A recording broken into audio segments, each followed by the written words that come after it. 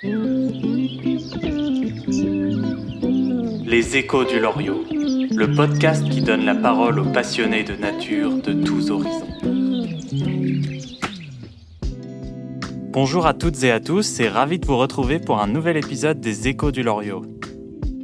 Aujourd'hui, je vous propose de continuer notre série sur le castor avec un deuxième épisode d'une série de 3, en retrouvant Ben Goldfarb, un journaliste américain qui a écrit un livre sur la vie secrète de cet animal. Pour rappel, cette interview est traduite de l'anglais par mes soins et le doublage français de Ben Goldfarb est assuré par Robin Grimaldi. Mais sans plus attendre, allons retrouver Ben sur le terrain.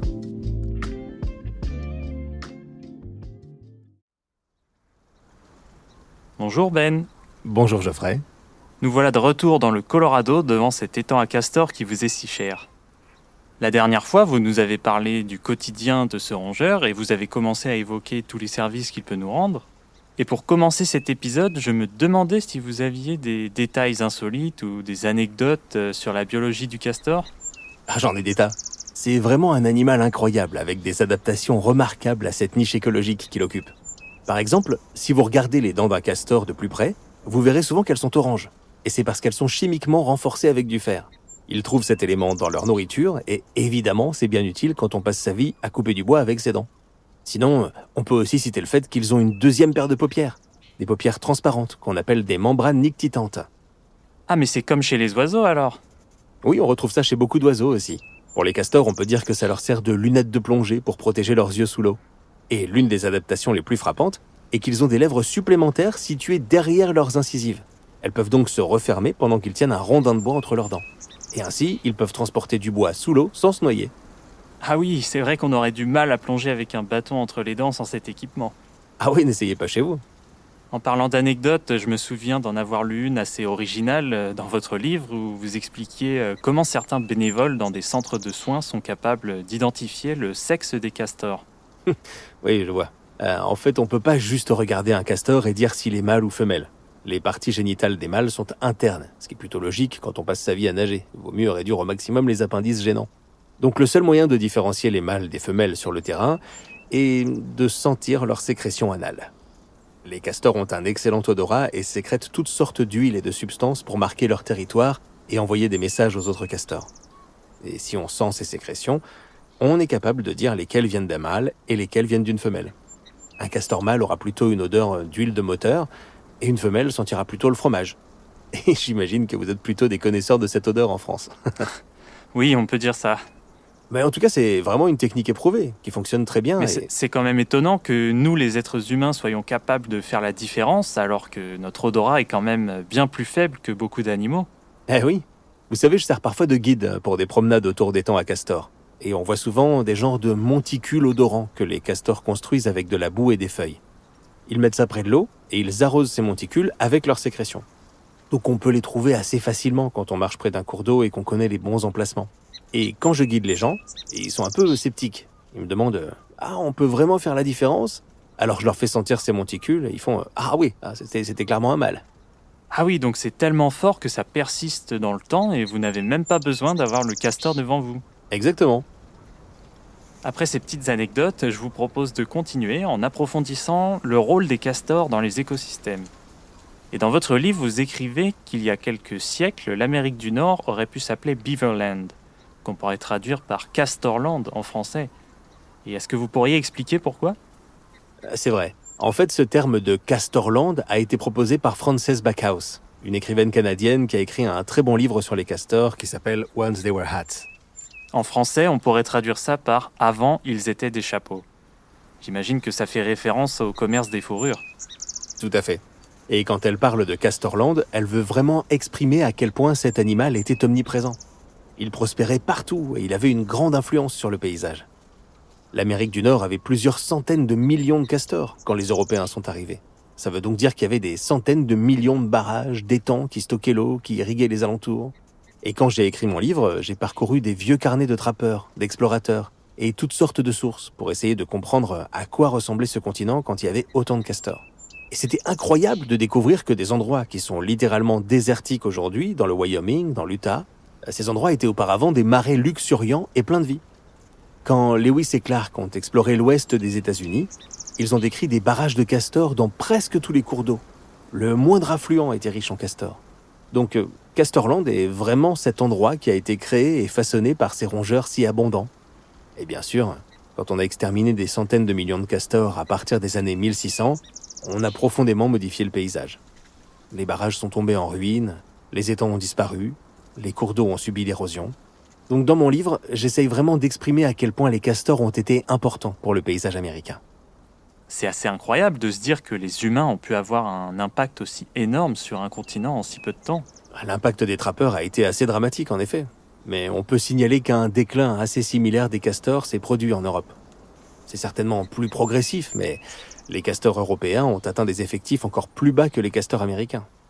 Aux États-Unis, les castors ont été exterminés dans de nombreux États, mais il y en avait toujours au Canada et dans des coins reculés, donc je pense que les castors européens ont été bien plus proches de l'extinction. En Europe, il ne restait plus que 1000 castors au début du XXe siècle.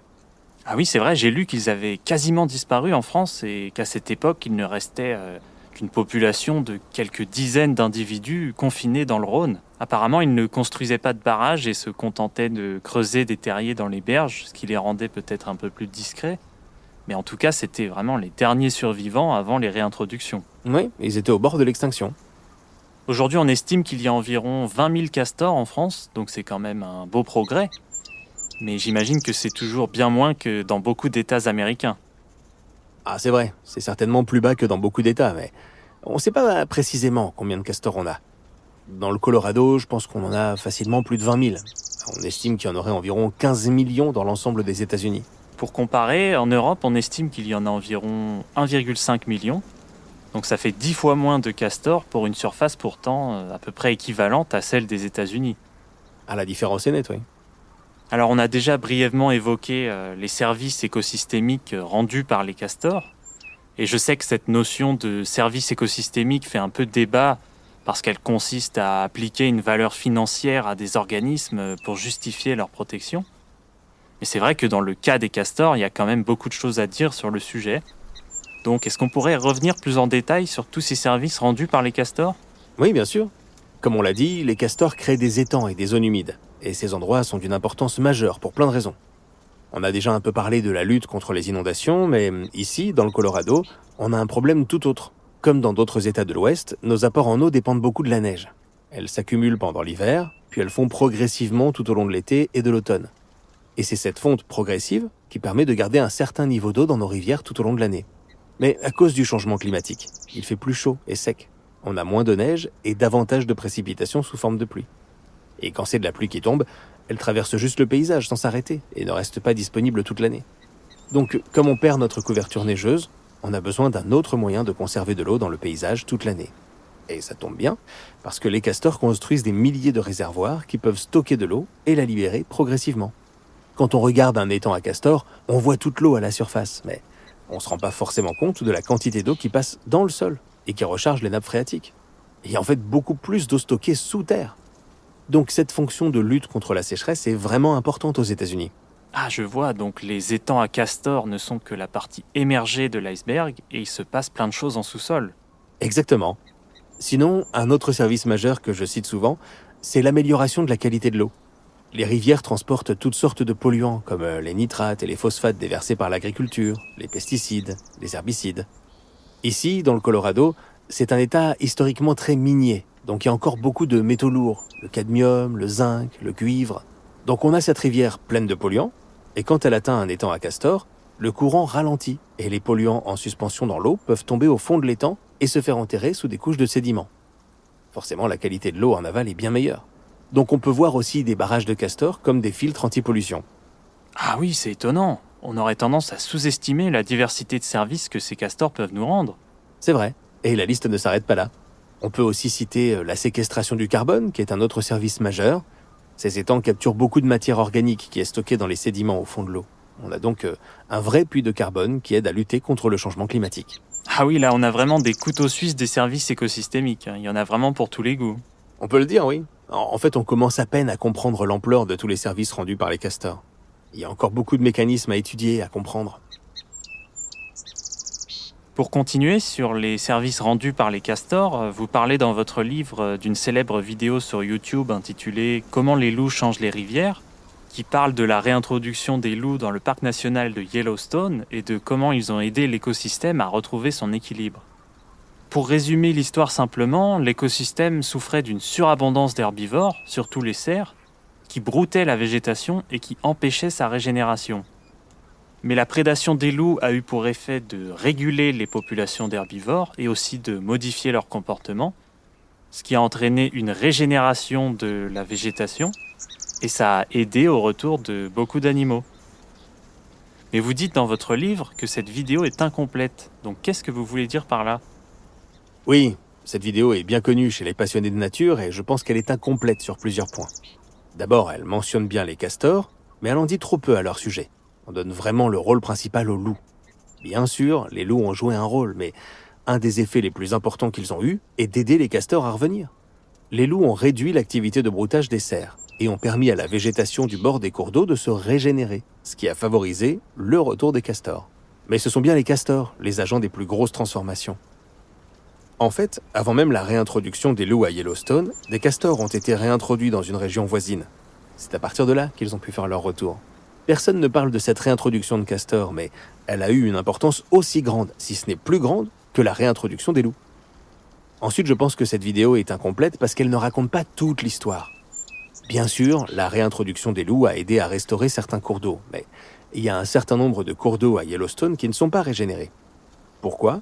Parce que sans les castors, ces rivières ont atteint un tel état de dégradation qu'il est difficile de les restaurer. Dans un cours d'eau en bonne santé, avec beaucoup de barrages de castors, tous ces barrages agissent comme des ralentisseurs. Ils réduisent la vitesse du courant et répandent l'eau dans la plaine. Mais si on enlève ces barrages, il n'y a plus rien pour ralentir l'eau qui déboule à pleine vitesse. Donc les berges s'érodent et on obtient des cours d'eau très encaissés. Ça fait comme un petit canyon avec une rivière au fond et 4 ou 5 mètres de parois verticales. Et quand un cours d'eau atteint cet état d'érosion, il n'est pas facile de le restaurer. Les castors ne peuvent pas vraiment construire un barrage dans ce genre de configuration. Un barrage va avoir du mal à répandre l'eau dans la plaine avec un tel dénivelé. Et donc, à Yellowstone, certaines rivières sont tellement érodées à cause de l'absence des castors depuis le XXe siècle qu'elles n'ont pas été restaurées malgré le retour des loups et des castors.